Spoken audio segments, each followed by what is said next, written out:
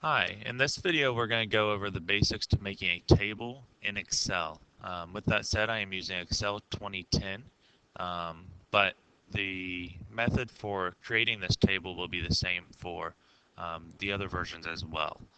There are some differences with 2010 versus 2013 and all those, but those aren't in just the normal putting in data. So with that said, today's agenda is to the right, columns versus rows, how do you input data, and how do you drag and continue a series that will save you time. So first thing, columns are these vertical ones, rows are these. So you can start anywhere. It's a common misconception that you have to start at A1, but you can start your data anywhere that you want in the spreadsheet. We can always format it later. So with that said, anytime that you put in your data, especially if you're going to graph it, you would want your x-axis to be the first column and your y-axis to be your second column. And the way to do it is you have a white plus. Just click the white plus wherever you want to start it at, and let's just put in some data. That'd be the easiest thing to do. So let's just say kids versus grades. I'm a teacher, so it's easier to work with these scenarios. Then let's just list off some kids again. Pardon me. Jeff, Frank, Susie, and Ben.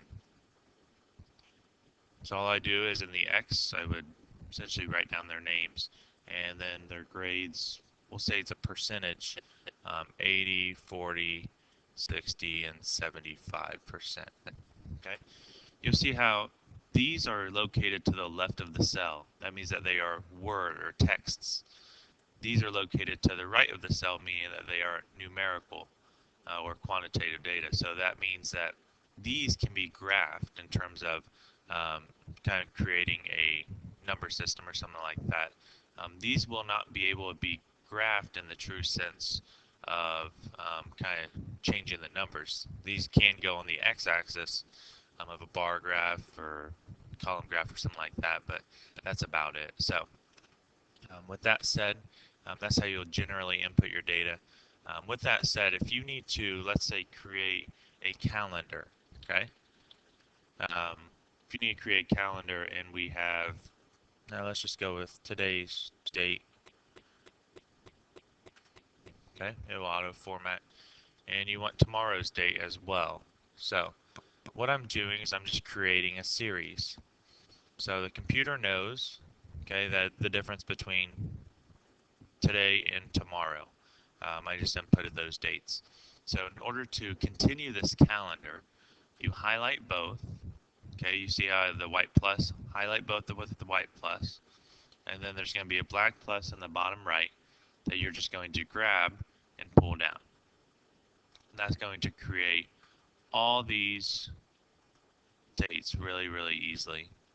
Okay, what you do notice is that some of them have just a lot of hashtags, just like this. The way to get rid of those, see where my cursor is? I want to expand this column, so you can either drag or you can just double click, and double clicking gives you exactly the right size that you want it. Okay, so calendar and then event. You can list off the events that you have. Those would obviously just be in or something like that. You can also copy and paste words. Let's say you have a, you know, party for whatever reason. Okay, you can copy that. So to copy that, you can either right-click copy, or you can Control C. And then if you want, if you have it every certain day, let's say it's every 7 days, you can just do that. Okay. Um, so you can also copy that and kind of continue it. The way you would do that is party and then spaces everywhere, and then double. Yeah. So the thing that I did wrong was I had this party there.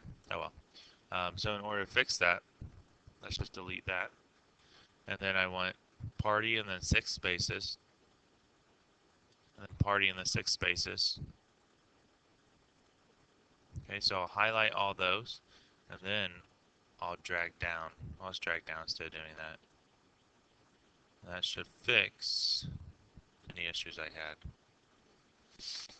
So what I was doing was I was actually double clicking, which is a trick to doing it quickly, but it didn't work in this case. So just highlight my data and drag down, and that's how you can kind of have a party every, what is it, Wednesday, which is a weird day of the week. So that's how you do that. So check out my next videos. I'll show you how to make a graph, how to put in calculations, and kind of manipulate some of this data. But this is generally how you'll kind of make your data table. If you do want to move your data table for reference, you can highlight it, and then you'll get a plus with arrows.